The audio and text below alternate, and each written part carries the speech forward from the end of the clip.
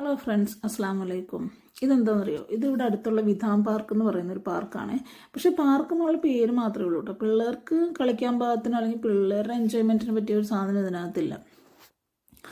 കൂടുതലും ഇങ്ങനെ എന്താ പറയുക, കുറേ ഏക്കർ കണക്കിന് സ്ഥലം, അത് നിറച്ചിങ്ങനെ കാടും മരങ്ങളും ഒക്കെ ആയിട്ട് ആൾക്കാർക്ക് നടക്കാൻ അല്ലെങ്കിൽ അങ്ങനെയൊക്കെ പറ്റിയൊരു സ്ഥലം. ഇവിടെ അത്യാവശ്യം നല്ല സമ്മർ നടക്കുന്ന കാരണം കൊണ്ട് ഭയങ്കര ചൂടാണ്. പക്ഷേ ഇതിനകത്തേക്ക് കയറി കഴിഞ്ഞ് കഴിഞ്ഞിട്ടുണ്ടെങ്കിൽ നല്ല തണുപ്പും കാറ്റും ഒക്കെ ഉണ്ട്. നടക്കാൻ നമുക്ക് ഇങ്ങനെ പറ്റും. പക്ഷേ ഇവനെയും കൊണ്ട് പോകുമ്പോൾ മിക്കവാറും അവൻ്റെ സൈക്കിൾ എടുത്തിട്ടാണ് പോവുക. കാരണം ഇത് ഒത്തിരി നടക്കാനുള്ളതുകൊണ്ട് ഇവൻ ഭയങ്കര മടിയാണ്. അവൻ കുറച്ച് നടന്നു കഴിയുമ്പോൾ തന്നെ നമ്മളോട് എടുക്കാൻ പറയും. അവൻ എടുത്തുകൊണ്ട് നടക്കാമെന്ന് പറഞ്ഞിട്ടുണ്ടെങ്കിൽ നമുക്കൊട്ടും പോസിബിൾ ആയിട്ടുള്ള കാര്യമല്ല.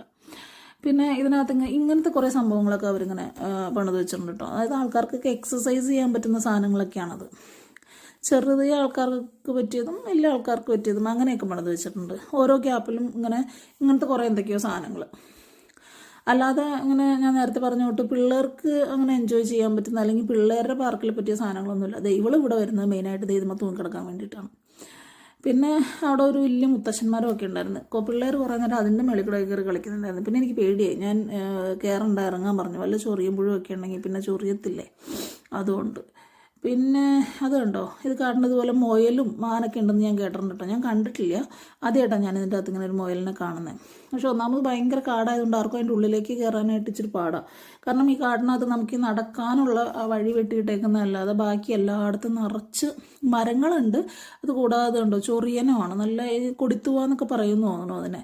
ആ സാധനം ഇങ്ങനെ ആ വഴിയുടെ സൈഡിലൊക്കെ നടക്കാനുള്ള വഴി വെട്ടിയേക്കുന്നതിൻ്റെ സൈഡിലൂടെ ഒക്കെ ഇതാണ്. അതും ചിലയിടത്തൊക്കെ ഇത് ഭയങ്കര ഹൈറ്റിലാണ് ഉണ്ടായേക്കുന്നത്. അതായത് എന്നേലും ഹൈറ്റുണ്ട് ഈ സാധനത്തിന് ചില സ്ഥലങ്ങളിൽ.